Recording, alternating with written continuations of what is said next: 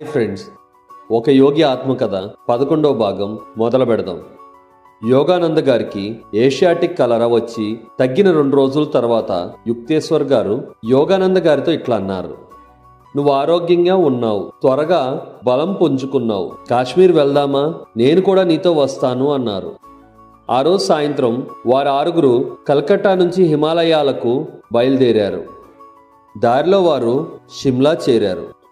హిమాలయాలకి కింద ఉండే మకుటం లేని రాణిలాగా ఉంటుంది షిమ్లా. షిమ్లా వీధుల్లో తిరుగుతూ ఉంటే ఇంగ్లీష్ స్ట్రాబెర్రీస్ అని ఒక ముసలి ఆవిడ అమ్ముతోంది. ఆ పండ్లకు ఎందుకో ఆకర్షితులై యుక్తేశ్వర్ గారు ఒక బుట్టడు కొన్నారు. యోగానంద గారు ఒక పండు తిని, అబ్బా ఎంత పుల్లగా ఉన్నాయి, మళ్ళీ ఎప్పుడూ తినను అన్నారు. అందుకు యుక్తేశ్వర్ గారు నవ్వి, నువ్వు అమెరికా వెళ్ళినప్పుడు భోజనం సమయంలో వాటిని పంచదార క్రీమ్తో కలిపి పెడతారు, ఎంతో ఇష్టంగా తింటావులే, ఈరోజు షిమ్లాలోని సంభాషణ గుర్తు చేసుకుంటావు అన్నారు. చాలా సంవత్సరాల తర్వాత యోగానంద గారు మొదటిసారి అమెరికా వెళ్ళినప్పుడు ఆయనకు ఆతిథ్యం ఇచ్చిన మిసెస్ ఆలిస్ టీ హ్యాసీ ఆయనకు భోజనం తర్వాత స్ట్రాబెర్రీస్ క్రీమ్ పంచదారతో కలిపి ఇచ్చింది. ఆ స్ట్రాబెర్రీస్ రుచికి మంత్రముగ్ధుడైన యోగానంద గారు షిమ్లాలో యుక్తేశ్వర్ గారు చెప్పింది వెంటనే గుర్తుకు వచ్చింది. మళ్ళీ కథలోకి వెనక్కి వెళ్ళిపోదాం. వారు షిమ్లా నుండి రావెల్పిండి చేరి అక్కడి నుంచి శ్రీనగర్ దర్శించడానికి 7 రోజుల కోసం గుర్రపు బండి మాట్లాడారు. అలా 2 రోజులు ఆ బండిలో పయనిస్తూ హిమాలయాల అందాలు చూస్తున్నారు. ఆ సమయంలో ఆడి యుక్తేశ్వర్ గారితో, స్వామి హిమాలయాలు అద్భుతంగా ఉన్నాయి అన్నారు. అందుకు యోగానంద గారు హిమాలయాలకు ఆడిని తీసుకొచ్చింది తానే అని ఆనందపడసాగాడు. ఆయన మనసులో భావం గ్రహించిన యుక్తేశ్వర్ గారు యోగానంద గారితో, నువ్వు హిమాలయాలు తీసుకొచ్చావని అంత ఆనందపడవద్దు, ఆడీకి మనతో వచ్చినందుకు ఆనందం కంటే బండి ఎప్పుడు ఆగుతుంది, సిగరెట్ ఎప్పుడు తాగాలా అని ఆలోచిస్తున్నాడు అన్నారు. అవునా అని ఆశ్చర్యంతో యోగానంద గారు, అతను మరీ సిగరెట్ కోసం అంత తహతహలాడుతున్నాడా అన్నారు. యుక్తేశ్వర్ గారు నవ్వి, నేను ఆడితో ఏమీ చెప్పను, మాట్లాడను, నువ్వే చూస్తావుగా అన్నారు. వారు బస్ చేసిన హోటల్ చేరిన వెంటనే ఆడి, నేను కొంచెం సమయం డ్రైవర్తో మాట్లాడి వస్తా అని వెళ్ళాడు. యుక్తేశ్వర్ గారు, ఆడి గాలి కోసం కాదు, సిగరెట్ కోసం వెళ్ళాడు, కావాలంటే తలుపులో నుంచి తల బయటికి పెట్టి చూడు, ఆడి ఏం చేస్తున్నాడో అని యోగానంద గారితో అన్నారు. బయటికి చూసి యోగానంద గారు, ఎప్పట్లాగానే మీరు కరెక్ట్ స్వామి, ఆడి సిగరెట్ తాగడానికే వెళ్ళాడు అన్నారు. వారు నదులు, లోయలు, జలపాతాలు, ప్రకృతి సోయగాలు ఆస్వాదిస్తూ ముందుకు సాగారు. నీళ్లపైన తేలే ఉద్యానవనాలు, హౌస్ బోట్స్ చూస్తూ ఆనందించసాగారు. శ్రీనగర్ చేరి స్వామి శంకర ఆశ్రమం చూశారు. శ్రీనగర్లో కొన్ని రోజులు గడిపిన తర్వాత గుర్రాల మీద సవారీ చేస్తూ కీంకారణ్యాల మధ్యలో నుండి పయనిస్తూ ప్రకృతి అందాలకు మంత్రముగ్ధులు అవసాగారు. మంచుతో కప్పిన కొండలు, పసుపు పూలతో నిండిపోయిన లోయల సోయగాలు చూస్తూ ముందుకు సాగారు. షాలిమార్లోని నిషాద్ బాగ్ కోటని సందర్శించారు. ఆ కోట చుట్టూ రారాజ్ జహంగీర్ గారిచే సృష్టించబడిన ఉద్యానవనాలు, వాటిపై నుంచి ప్రవహిస్తున్న జలపాతాలని చూశారు. ఆ జలపాతం నీరు ఆ కోటలో ఎన్నో గదుల నుంచి ప్రవహిస్తూ ఉంటుంది. ఆ తర్వాత వారందరూ దాల్ సరస్సు మీద పడవలో విహరించారు. అలాగా కొన్ని వారాలు హిమాలయ పరిసర ప్రాంతాల్లో గడిపిన తర్వాత ఏదో పని మీద యుక్తేశ్వర్ గారు, కన్నయ్, ఆడి అక్కడే ఉండిపోయారు. యోగానంద గారు, రాజేంద్ర వెనక్కి బయలుదేరే సమయంలో యుక్తేశ్వర్ గారు యోగానంద గారితో, నా శరీరం కాశ్మీర్లో తీవ్ర అనారోగ్యానికి గురవబోతోంది అన్నారు. యోగానంద గారు, స్వామి మీరు పూర్తిగా ఆరోగ్యంగా ఉన్నారు కదా అన్నారు. యుక్తేశ్వర్ గారు, నేను భూమి నుండి వెళ్ళిపోవచ్చు కూడా అన్నారు. అందుకు యోగానంద గారు యుక్తేశ్వర్ గారి కాళ్ల మీద పడి, స్వామి ఈ సమయంలో మీరు దేహం వదలనని నాకు మాట ఇవ్వండి, మీరు లేకుండా నేను జీవితంలో ఏం చెయ్యాలో నాకు అర్థం కాని పరిస్థితిలో ఉన్నాను అన్నారు. యుక్తేశ్వర్ గారు మౌనంగా నవ్వారు. ఆ నవ్వు చూసిన యోగానంద గారికి వారికి ఏమీ అవదనే ధైర్యం వచ్చింది. వారు తిరిగి కలకట్టా చేరారు. కొన్ని రోజుల తర్వాత స్వామి ఆరోగ్యం క్షీణించింది అని ఆడి నుంచి టెలిగ్రామ్ వచ్చింది. కంగారుగా యోగానంద్ గారు యుక్తేశ్వర్ గారికి ట్రంక్ కాల్ చేసి, స్వామి మీరు వెనక్కి వస్తారని మాట ఇవ్వమని అడిగాను. మీరు శరీరంతో వెనక్కి రావాలి, లేకపోతే నేను కూడా తనువు చాలిస్తాను అన్నారు. దానికి యుక్తేశ్వర్ గారు నీ కోరిక నిజమవుగాక అన్నారు. మళ్ళీ కొన్ని రోజుల తర్వాత ఆడి నుంచి స్వామి ఆరోగ్యం కోలుకుంది అని ఉత్తరం వచ్చింది. 2 వారాల తర్వాత యుక్తేశ్వర్ గారు సెరాంపూర్ చేరారు. కృషించి సగమైన యుక్తేశ్వర్ గారి శరీరం చూసి యోగానంద గారి గుండె చెరువయింది. యోగానంద్ గారు యుక్తేశ్వర్ గారి అనారోగ్యం గురించి ఇలా రాశారు.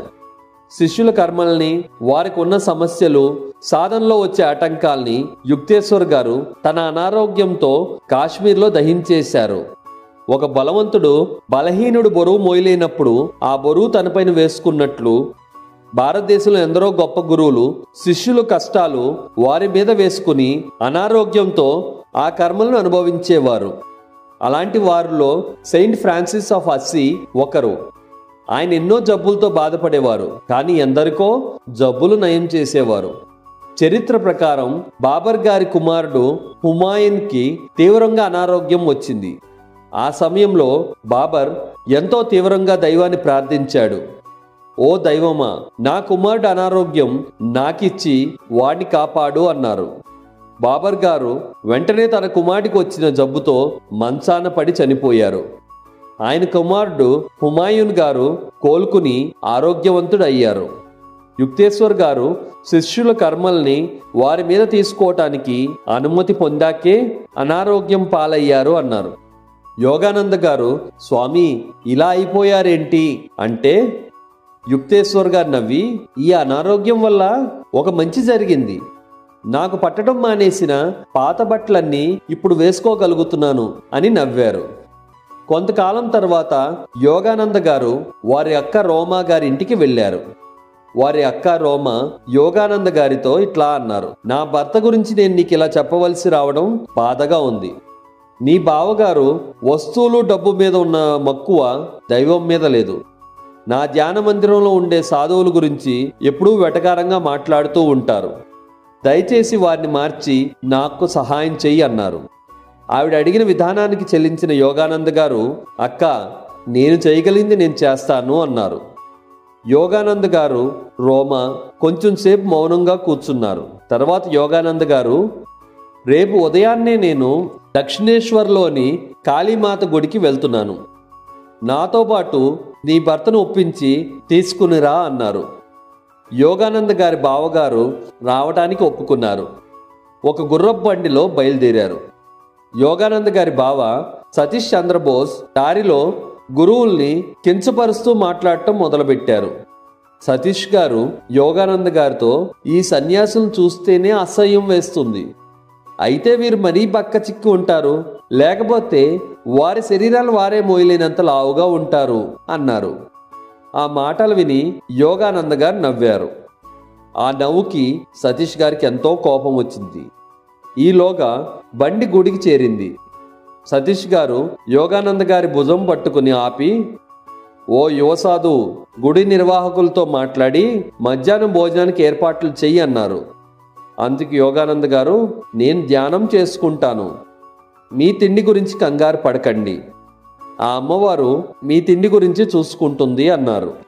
సతీష్ గారు, ఆ అమ్మవారు నా తిండి గురించి చూస్తుంది అని నాకు నమ్మకం లేదు, కానీ నాకు తిండి దొరకకపోతే నీదే బాధ్యత అన్నారు. యోగానంద గారు కాళికామాత గుడి ద్వారం పక్కన నీడలో ఉదయం 7 గంటలకు ధ్యానంలో కూర్చున్నారు. ఈ దక్షిణేశ్వర గుడిలోనే రామకృష్ణ పరమహంస గారు పిలిచినప్పుడల్లా కాళికాదేవి విగ్రహం నుంచి బయటికి వచ్చి రామకృష్ణ పరమహంస గారితో మాట్లాడేదట. ఇక్కడ ఈ కథ ప్రస్తావన వచ్చింది కాబట్టి ఒక చిన్న విషయం చెప్పాలి. రామకృష్ణ పరమహంస గారు చెప్పిన ఎన్నో నీతి సూక్తులు అద్భుతంగా ఉంటాయి. వాటిలో నీతి చెప్పే విధానం వినవలసిందే. ఉదాహరణకు, ఒకరోజు తన చుట్టూ ఉండే వారితో రామకృష్ణ పరమహంస గారు ఒక కథ చెప్పారు. ఒకరోజు ఒక వ్యక్తి అడవిలోకి వెళ్తున్నాడు. ఎదురుగా ఒక వ్యక్తి పరిగెత్తుకుని వచ్చి, పులి వస్తాంది పారిపో అన్నాడు. కానీ ఈ వ్యక్తి ఆ వచ్చే పులిలో ఉంది కూడా హరేగా, నన్ను పులి ఏం చేస్తుంది అని అడవిలోకి వెళ్ళాడు. ఆ పులి అతన్ని తినేసింది. ఈ కథలో నీతి ఏంటి అన్నారు.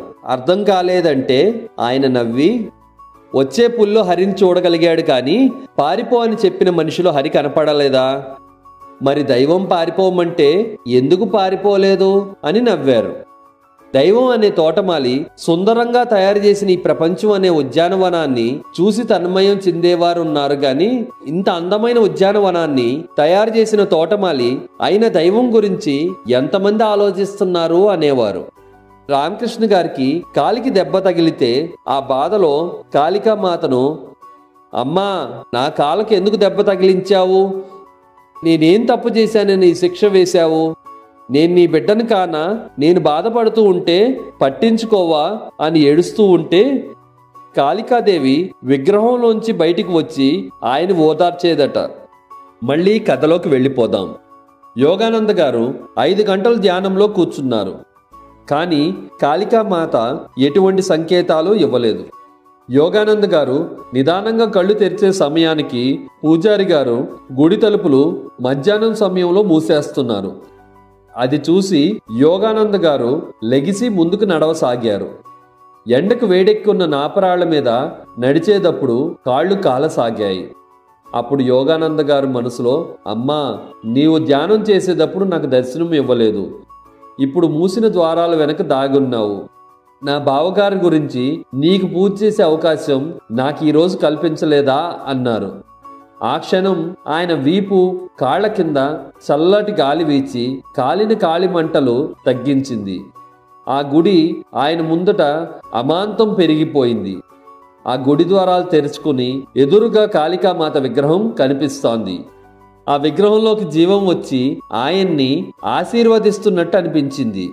ఆ సమయంలో యోగానంద గారికి యుక్తేశ్వర్ గారు ఇంతకు ముందు ప్రసాదించిన సమాధి స్థితి లాగానే మళ్ళీ సమాధి స్థితిలోకి వెళ్ళిపోయారు. కొంతసేపు తర్వాత యోగానంద గారు ఆ సమాధి స్థితి నుంచి బయటికి వచ్చారు. ఆ సమయంలో చెట్టు నీడను కూర్చున్న బావగారిని చూసి యోగానంద గారు కాళికాదేవిని తలుచుకొని, అమ్మా నా బావగారిలో మార్పు తీసుకురా అన్నారు. ఆ సమయంలో యోగానంద గారికి నీ కోరిక నెరవేరుతుంది అని వినిపించింది. సతీష్ గారు ఎంతో కోపంతో యోగానంద గారి దగ్గరికి వచ్చి, ఒరే పిచ్చివాడా, ఎన్ని గంటలు కళ్ళు మూసుకుని కూర్చుంటావురా, నా తిండి ఏది, గుడి కూడా మూసేశారు, గుడి అధికారులకు మనకు తిండిని ఏర్పాటు చేయమని నువ్వు చెప్పలేదు, ఈ సమయంలో వారు కూడా తిండి ఏర్పాటు చేయలేరు అన్నారు కోపంగా. అందుకు యోగానంద గారు, అమ్మవారు మనకి తిండి పెట్టిస్తుందిలే అన్నారు. అది విని సతీష్ గారు కోపంతో, అమ్మవారు మనకు ఎటువంటి ముందస్తు ఏర్పాట్లు లేకుండా తిండి పెట్టించదు అన్నారు. ఆ సమయంలో గుడి పూజారి యోగానంద గారితో, నాయనా నేను ఉదయం ధ్యానంలో ఉన్నప్పుడు నీ మొహం గోచరించింది, తర్వాత మీరందరూ గుడికి రావడం చూశాను. మా గుడి పద్ధతి ప్రకారం ముందుగా చెప్పిన వారికే భోజన సదుపాయం ఇస్తాము, కానీ ఎందుకో మీకోసం తిండి పక్కన పెట్టాలనిపించి పక్కన పెట్టా, వచ్చి భోజనం చేయండి అన్నారు. అది విని సతీష్ గారు మౌనంగా భోజనం చేయసాగారు. ఎంతో రుచికరమైన భోజనంతో పాటు ఆ మాసాల్లో దొరకని మామిడి పండ్లు కూడా పెట్టారు. ఆ తర్వాత కలకట్టా చేరే వరకు సతీష్ గారు మౌనంగానే ఉన్నారు. మరుసటి రోజు మధ్యాహ్నం యోగానంద గారితో రోమా గారు ఏడుస్తూ, తమ్ముడు నిన్న సాయంత్రం నా భర్త ఎక్కెక్కి ఏడుస్తూ, రోమా యోగానంద వలన నేను ఈరోజు మారిపోయాను, నేను చేసిన తప్పులన్నీ సరిచేస్తాను, ఈ రోజు నుంచి మన పడక గదిని ధ్యాన మందిరంగా మారుద్దాం, నువ్వు ధ్యానం చేసుకున్న చిన్న గదిని పడుకోవటానికి వాడుకుందాం. ముకుందాన్ని ఎన్నో అవమానాలు గురి చేశాను, ఆ తప్పు సరిచేసుకోవటానికి నేను ఆధ్యాత్మికంగా మంచి స్థాయికి చేరే వరకు ముకుందాతో మాట్లాడను అన్నారు అంది. చాలా సంవత్సరాల తర్వాత 1936లో యోగానంద ఢిల్లీలో సతీష్ గారిని కలిశారు. ఆ సమయానికి సతీష్ గారికి కాళికామాత సాక్షాత్కారం కూడా అయ్యింది. సతీష్ గారు అర్ధరాత్రి ఎన్నో గంటలు ధ్యానంలో గడిపేవారు. యోగానంద గారికి ఆ సమయంలో మనసులో బావగారు ఇంకా ఎక్కువ సమయం బతకరు అనిపించింది. యోగానంద గారి మనసులో అనిపించింది, ఆయన అక్క ఎలా అర్థం చేసుకుందో తెలియదు కానీ ఆవిడ యోగానంద గారితో, తమ్ముడు నేను ఆరోగ్యంగానే ఉన్నాను, కానీ బావగారి ఆరోగ్యం బాగోలేదు. కానీ హిందూ ధర్మం ప్రకారం ఆయనకన్నా ముందు పుణ్యవతిగా నేను చనిపోతాను అన్నారు. ఆవిడ ఇలా చెప్పిన 18 నెలల తర్వాత యోగానంద గారు అమెరికాలో ఉన్నప్పుడు ఆవిడ చనిపోయింది. ఏం జరిగిందో యోగానంద గారి తమ్ముడు విష్ణు ఇలా చెప్పసాగాడు. రోమా సతీష్ ఆ సమయంలో కలకట్టాలో ఉండేవారు. ఆ రోజు ఉదయం అక్క కొత్త బట్టలు వేసుకుంది. బావగారు, ఈరోజు కొత్త బట్టలు ఎందుకు, ఏంటి విశేషం అన్నారు. అందుకు ఆవిడ, ఈ భూమి మీద మీకు సేవ చేసుకునే ఆఖరి రోజు ఇదే నాకు అంది. కొంతసేపు తర్వాత ఆవిడికి గుండెపోటు వచ్చింది. ఎవరినైనా సహాయం తీసుకురావడానికి ఆమె కొడుకు పరిగెత్తుకుని వెళ్తూ ఉంటే ఆమె, నాయనా ఈ సమయంలో నన్ను వదిలి వెళ్ళవద్దు, డాక్టర్ వచ్చే లోపల నేను చనిపోతాను అన్నారు. 10 నిమిషాల తర్వాత భర్త కాళ్ళకి దండం పెట్టి ఆనందంగా శరీరాన్ని వదిలేశారు. ఆవిడ చనిపోయిన తర్వాత బావగారు ఏకాంతంలోనే గడిపేవారు.